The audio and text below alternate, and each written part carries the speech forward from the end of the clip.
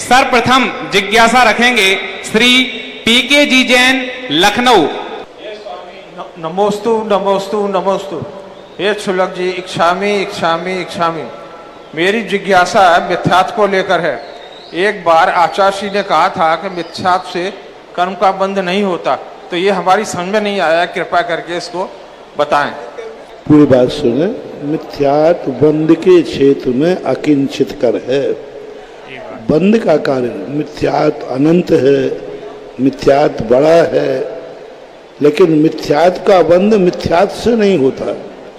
मिथ्यात्व का बंध होता है कसाय से, क्योंकि सिद्धांत में, सभी सिद्धांत में, षटखंडागम में पूज्यवर भूतबली पशुदंत महाराज ने, गौमरसार में पूज्यवर नेमीचंद महाराज ने बंधों के 4 भेद कहे। प्रकृति बंध, प्रदेश बंध, स्थिति बंध और अनुभाग बंध। इस 4 बंधों में 2 बंध योग के साथ कहे, 2 बंध कसाय के साथ कहे।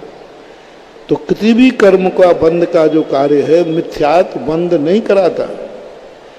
मिथ्यात्व बंध के क्षेत्र में निमित्त है, हेतु है।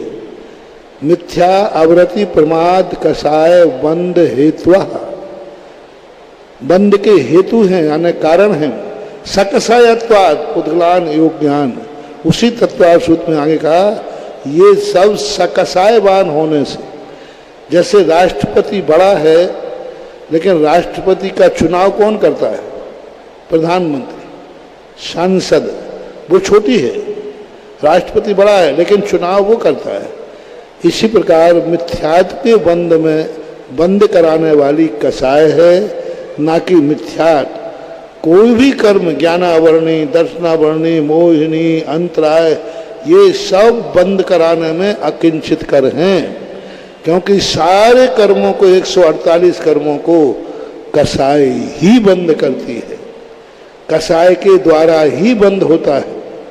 तो योग से 2 और कसाय से 2, योग और कसाय से बंद होता है।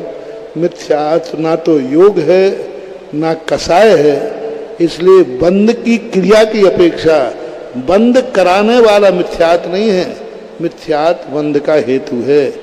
जैसे ये घड़ी किसी के लिए राग द्वेष का कारण बन रही है, तो उसको जो बंद हो रहा है घड़ी का निमित्त है, लेकिन घड़ी बंद नहीं कर रही है।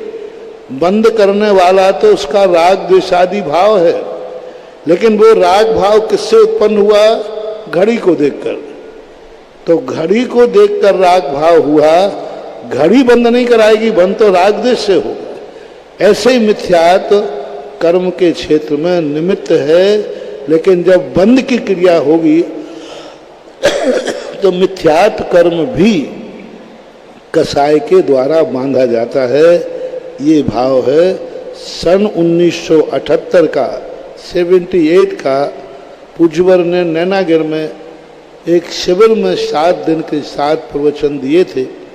उन 7 दिन के प्रवचनों में आश्रव और बंध का जब प्रवचन दिया, तो आश्रव और बंध तत्व के अंदर ये चर्चा उन्होंने छेड़ी थी, और उस चर्चा का प्रकाशित हुआ प्रवचन पारिजात नाम की किताब सागर से प्रकाशित है। 78 की बात है। तो उसमें ये बात खोली, लोग उसको समझ नहीं पाए और समझने का प्रयास भी नहीं किया। लोगों ने समझा मिथ्यात्व तो सबसे बड़ा, अरे बड़ा तो है, लेकिन बड़े आदमी के लिए सब कार्य करने की अनुमति नहीं है। वो बंद करने का कार्य नहीं करेगा, तो बंद करने की अपेक्षा से वह प्रसंग को लेना चाहिए। मिथ्यात्व को तो आचार्य से भी निषेध करते हैं।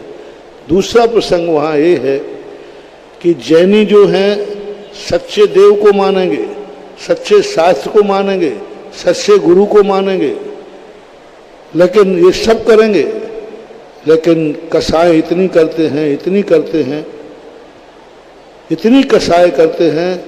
भाई भाई में कसाय, परिवार परिवार में कसाय, पड़ोसी में कसाय।